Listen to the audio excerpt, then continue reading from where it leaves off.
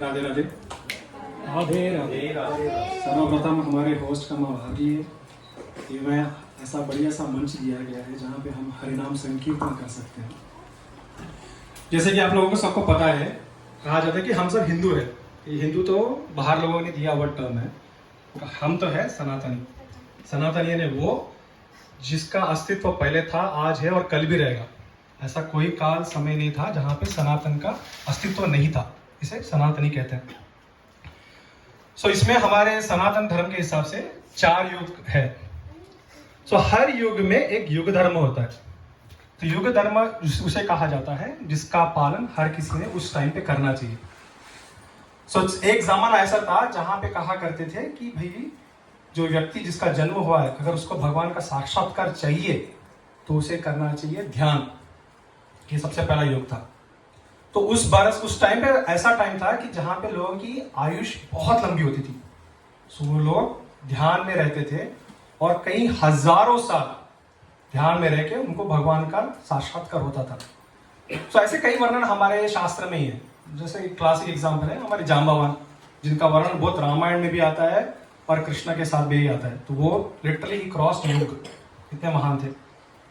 अगला युग आया, अब लोगों की थोड़ी आयु घटी, लोग इतने फोकस नहीं रह पाते थे। तो अगला इसमें आया कि अब तुम यागा करो। तो यज्ञ का आरंभ हुआ। अब यज्ञ अगर आपको करना है तो वो भी एक इलॉबरेट प्रोसीजर है। अगर आप चाहे देखेंगे, आज भी इंडिया में होता है कई जगह जहाँ पे यज्ञ कई दिनों तक चलता है। ऐसा नहीं कि 1 घंटे 2 घंटे वाला है, ऐसा नहीं है, कई दिनों तक चलता है। और उसमें ऐसा कहा जाता है कि जो भी द्रव्य का इस्तेमाल किया जाता है वो पवित्र हो। अगर उसमें से एक भी वस्तु में अगर कोई अशुद्धता आ गई तो पूरा यज्ञ व्यर्थ हो जाता है। अब आगे जाके थोड़ा थोड़ा आज के जमाना देखिए रहे कि हर चीज करती है। तो आज के जमाने में यज्ञ करना इतना आसान नहीं है, मुश्किल है। यहाँ की लोग बाहर के सब्जी खरीदने से तो अच्छा अपने गार्डन में ही बना रहे हैं, क्योंकि वही बहुत प्योर है। बचपन में जब हमें कहा जाता था कि Apple a day keeps a doctor away, आज कोई कह सकता है सर? सारे एप्पल पे तो वैक्स लगा है। अभी हर आज सामने से देख रहा है कि सब कल्ती हो रहा है। अगला युग आया तो कहा कि पूजा करो, पूजा करो, भगवान का साक्षात्कार होगा। तो वो पूजा भी ऐसा नहीं कि 5 मिनट 10 मिनट का पूजा, नहीं, एकदम इलॉबरेट, पूरे 64 प्रकार के पूरे ये करते थे। फिर 64 से 32 हुआ, 32 से 16 हुआ। आज की तारीख में अगर एक अगरबत्ती और दिया जला रहे तो बहुत बड़ी बात हो गई। जैसे जैसे युग बढ़ता जा रहा है, भगवान को भी समझ रहा है कि इट्स गेटिंग वेरी टफ, इतना आसान नहीं है। क्योंकि इंसान की बुद्धि, उसका टाइम, उसके बाद किसी का इतना टाइम नहीं है, कहाँ बैठ के करे कोई। इस युग में कहा गया कि अगर इस युग में आप वही, तो हर युग में जो जो दिया है युग धर्म, हर एक का एंड रिजल्ट एक ही है। आप याग करो, आप ध्यान करो या पूजा करो। और इस युग में कहा कि आप हरिनाम संकीर्तन करो। हर एक का एक ही रिजल्ट है, कोई दूसरा रिजल्ट नहीं है। किसी के मन में संदेह आ सकता है कि हरिनाम कीर्तन करने से क्या लाभ है। ऐसा क्या हो सकता है कि भाई मैंने अगर हरिनाम संकीर्तन भी किया है तो ऐसा क्या हो जाएगा। और सच मानिए, ये संदेह अगर आपके इसमें आ रहा है तो ये आप पहले व्यक्ति नहीं है। ये संदेह कई लोगों को कई हजारों साल से आ रहा है। जब राम का अवतार हुआ था, जब राम यहाँ पे थे, तो कहा जाता है कि लोगों की, ऋषियों की सभा बैठती थी। राम थे ही ऐसे, भगवान राम, कि उनके गुणों की वर्णना करने के लिए बैठ जाते थे लोग, और घंटे घंटे चर्चा होती जाती थी कि राम ऐसे थे वैसे थे, कि जब वो उनका धर्म ऐसा था, उन्होंने एकदम सत्यवाद थे। राम राज आज तक जिसका बात होती रहती है। राम जी की जब वर्णन हो रही थी, हर एक गुणा का उसका चर्चा हो रही थी, वहां की सभा में बैठे हुए एक व्यक्ति ने बोला कि राम भले ही महान हो, लेकिन राम नाम भी उतना ही महान है। वहां पे बैठे हुए लोगों को समझा ही नहीं, भाई सामने राम बैठे हैं, आप राम की बात नहीं करते और राम नाम की बात कर रहे हो। तो उसने कहा कि हई भाई, सबने सामने से देखा कि राम नाम के बलबूते पे पत्थर तैरने लगा था, और लोगों ने, और पूरी वानर सेना ने क्रॉस किया और लंका में गई और पूरी ये युद्ध जीत के आया। ये तो पूरा हुआ ही राम नाम के बलबूते पे। कई लोगों ने बोला कि समर्थन करने लगे कि भाई सही कर रहा है। बाकी लोग बोल रहे कि नहीं, राम स्वयं सबसे महान है। ऐसा चर्चा जो चालू हुई वो विवाद में बदल गया। अब यहाँ पे एक पक्ष था कि राम नाम महान है, एक पक्ष था जो बोलते राम महान थे। जैसे ये संवाद और विवाद हो रहा था, हर बार की तरह इसमें आते हैं हमारे नारद मुनि। नारद मुनि हमारे क्लासिक है। जब भी ऐसा समस्या होती है, ऐसा लगता है कि वो भेद कर रहे हैं, लेकिन he is always coming with a solution. So वो आते सामने से सुनते, यहाँ की भी बात सुनते, वहां की भी बात सुनते, दोनों की तरफ सुनते और बोलती ठीक है इसका समाधान मैं बताता हूँ। कल आप वन में आ जाइए कल सुबह, जहाँ पे हमारे हनुमान जी बैठे हैं, और वहीं पे देख लेंगे क्या है। तो सब लोग बोलते ठीक है, जब नारद मुनि ने कहा है तो हम कल सुबह। लेकिन सबके दिमाग में चल रहा था कि ऐसा क्या करेंगे वहाँ ये नारद मुनि, जो कल हमें पता चलेगा कि वहाँ पे होगा क्या। सब लोग चले जाते अपने अपने आश्रम, बैठ के सब एकदम इंतजार कर रहे हैं वहाँ पे। अभी नारद महामुनि का टाइम आता है, सो उनको एक कभी रचना करने का टाइम आ जाता है, तो वो जाते हैं और जाते हैं हनुमान से मिलते हैं। बोलते हैं हनुमान तुम महान हो, तुम्हारे जैसा बलशाली कोई नहीं है, तुम्हारे जैसा भक्त कोई नहीं है। अगर तुम ना होते तो राम ये सब कर भी नहीं पाते थे, सिर्फ तुम्हारे कारण ही इतना सब कुछ संभव है। तो हनुमान बोला ऐसा कुछ नहीं है, तो सब राम नाम का ही जप जो कर रहा हूँ उसी के बलबूते पे हो रहा है, मेरा क्या है इसमें। हनुमान जी को कहते कहते वर्णन, इनकी तारीफ करते करते एक पूछते उनसे कि हनुमान जी इतना सब देखा मैंने, लेकिन दिल में एक छोटी सी ये रह गई, एक ख्वाहिश रह गई। तो हनुमान बोलती क्या रह गई। तो बचपन से आपके, मैंने सुना है कि आप बहुत शैतान थे, बहुत मस्तीखोर थे, कभी आपकी लीला देखने का हमें अनुभव नहीं हुआ। हमने जब भी देखा आप राम सेवा में लगे रहते, वही देखा, वही हनुमान हमें याद है। अगर आपकी दया हो तो एक बार वो छोटा सा झलक दिखा सकते हैं क्या। तो हनुमान ने बोला कि नारद जी पूछ रहे हैं तो मैं मना कैसे करूं। तो तभी के तभी उन्होंने बाल रूप लिया और उधम मचाना चालू कर दिया। ये झाड़ से वो झाड़, वो झाड़ से ये झाड़, ये फल उठाए वो फल उठाए, पूरे यहाँ के जानवर डर गए, सब भाग रहे इधर से उधर। मस्ती करते करते आश्रम पहुंच गए, आश्रम में तहस नहस करना चालू कर दिया। और 1-1.5 घंटे के बाद वापस आ गए और नारद जी ने बोला कि हम तो बहुत खुश हो गए, आपने हमारी एक मनोकामनाएं पूरी कर दी, कह के चल दिए। अब वहाँ के जो मुनि जो आश्रम में बैठे थे बड़े गुस्से में आ गए। एक बाल वानर आया और उसने पूरा का पूरा आश्रम तहस नहस कर दिया। जितनी भी हमारी सब यहाँ के रखे थे सबको उछाल के फेंक दिया। तो सबके सब गुस्से में आ गए, सब लोग एक साथ चले गए विश्वामित्र जी के पास। विश्वामित्र जाकर बोले कि स्वामी जी ऐसा हुआ है कि एक वानर आया और उसने एकदम से तहस नहस कर दिया। राम राज्य के अंदर एक असुर बैठा है जो बहुत परेशान कर रहा है हमें। तो विश्वामित्र बोला असुर यहाँ पे कैसे बैठा हो सकता है, चलो ढूंढने निकलते हैं।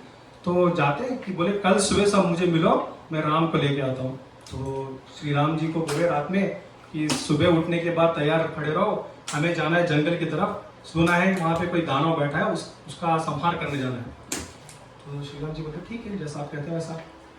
सुबह हुई, पूरे के पूरे एक तरफ से पूरी की पूरी सेना राम के पीछे पीछे, सेना की कोई जरूरत नहीं है, लेकिन राम जैसे जाते हैं तो सेना भी आती है। तो चली पूरी सेना वन की तरफ, और सामने है हमारे श्री राम जी, बाजू में है हमारे विश्वामित्र जी, और वहां से दूसरी तरफ से पूरी ऋषिगण आ रहे हैं। उनको था कि नारद जी ने कहा कि यहाँ पे कुछ होने वाला है, तो सामने सारे के खड़े हो गए और सब बैठ के देख रहे हनुमान जी को। तो विश्वामित्र आके आश्चर्य रहते कि इनको कैसे पता कि यहाँ पे कुछ हो रहा है। तो उन्होंने बोला कुछ तो गड़बड़ है। तो उन्होंने ध्यान से सोचा और उनको समझ में आ गया कि ये सब हनुमान का किया जा रहा है। तो उन्होंने कहा कि राम, इसने गलत किया है, हनुमान जी ने, इन्हें दंड देना आवश्यक है। तो बोला कि उठाओ तुनीर और लगाओ निशाना। अभी एक बहुत फेमस मुहावरा है तेलुगु में, रामा को जब डिस्क्राइब करते हैं तो उसको कहते हैं ओख माटा ओख बाणा। सो जब रामा कहते हैं तो सिर्फ एक ही वाक्य कहते हैं, और जो कहते हैं उसी पे अटल रहते हैं। और जब भी वो एक तीर उठाते हैं वो तीर तो लगना ही लगना है, उससे बचना था ही नहीं। सुग्रीव ने शायद खुद नहीं देखा था, बोला कि एक झाड़ को भेद के दिखाओ, उन्होंने 7 झाड़ को भेद के दिखाया। ऐसे थे राम।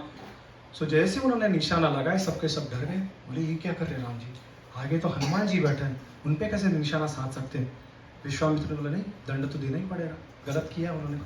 तो लगाओ निशाना। तो वहां पे हनुमान जी कैसे बैठे, एकदम ध्यान मुद्रा में बैठे, और एक ही जाप चल रहा है, राम राम राम राम राम। और जैसे ही उन्होंने निशान साध के छोड़ा तीर, सबको पता है तीर लगना ही लगना है, तो यूं तीर लगता नहीं है, सामने जाके उनके चरणों के पास गिर जाता है। सब भौ चक्के फट जाते कि हो कैसे सकता है ऐसे कि राम ने तीर छोड़ा और निशाने पे नहीं लगा। तो विश्वामित्र तो ऐसा नहीं, दूसरा उठाओ। तो जैसे ही वो दूसरे पे तीर उठाने के लिए जाते हैं, वहां पे नारद जी आते और कहते हैं कि कितने भी तीर चला लो, उन्हें तो राम नाम का रक्षा कवच है, कुछ नहीं भेज सकते। तो तब उन्होंने बताया कि ये सब चक्रव्यूह कैसा चला है, और बताते हैं कि भगवान राम हो ना हो, अगर राम का नाम हो तो काफी है। ये युग युग बदल गए, युग युग बीत गए, आज तक अगर कुछ रहा है तो रहा है राम नाम। सो हमारे जो महान सब है भगवान अपने भारतवर्ष के, हमेशा यही कहते हैं कि कुछ हो ना हो, हमेशा हमारी भगवान की चिंतना हमेशा हमेशा हमारे साथ है। सब प्रश्न ये होता है कि ऐसा क्या होगा कि भगवान के नाम के जाप से हमें क्या हो सकता है। तो ये कई चीजें ऐसी होती है जो हम टिकट फॉर ग्रांटेड लेते हैं। जैसे एकदम सिंपल सा उदाहरण देता हूँ, एकदम आधे घंटे पहले की बात है, हम आ रहे थे भगवान को लेके गाड़ी पे। तो जैसे हम आ रहे थे वहां से सामने से, उसी एक टाइम पे आगे से गाड़ी आ रही थी, उसने देखा नहीं हम आ रहे थे और मेरी तो अच्छी खासी स्पीड थी, और उसने आधे रास्ते पे आकर रोक दी थी गाड़ी, क्योंकि उसने देखा कि मेरी गाड़ी आ रही थी और मैं उसको, मेरे को देखते उसने ब्रेक मारा, मैंने ब्रेक मारा, मेरी गाड़ी रुकी नहीं। कुछ कह सकते कि बाय लक, कुछ कह सकते बाय चांस, मेरे साइड लेफ्ट साइड पे गाड़ी नहीं थी तो मैं आराम से निकल के आ गया था। सनातनी के हिसाब से there is no such thing called as luck, all we have is grace. उस टाइम पे, उस मोमेंट पे, ये जो नाम का जो हम जाप करते हैं ना, हमें पता ही नहीं, हमें समझ में भी नहीं आएगा how it all protects us. हम टेक इट फॉर ग्रांटेड लेते कि यार ये ऐसा हो जाता है, नहीं ऐसा नहीं होता है, इट्स ऑल परफेक्टली प्लान्ड। सो यहाँ पे आने का हमारा बस एक ही संकल्प है। हमारे जो गुरुजी है जो चेन्नई से आते हैं, उन्होंने कहा कि ये जो नाम है, जो महामंत्र का जो जाप कर रहे थे हम पिछले आधे घंटे से, ये नाम हर व्यक्ति के पास जाना चाहिए। हर व्यक्ति जो इसका जाप करे, इससे क्या आता है, हम हमारे रक्षा के लिए, कई लोगों के लिए जिसके लिए मेंटल पीस वगैरह नहीं है उनके लिए, और बाकी जो है हमारी इसमें मुश्किलें आती हैं, इन सबको एक रक्षा कवच बन के बैठता है। ऐसा नहीं था कि ये सिर्फ हनुमान जी को ही उपलब्ध था, ऐसा नहीं है, ये सबको उपलब्ध है।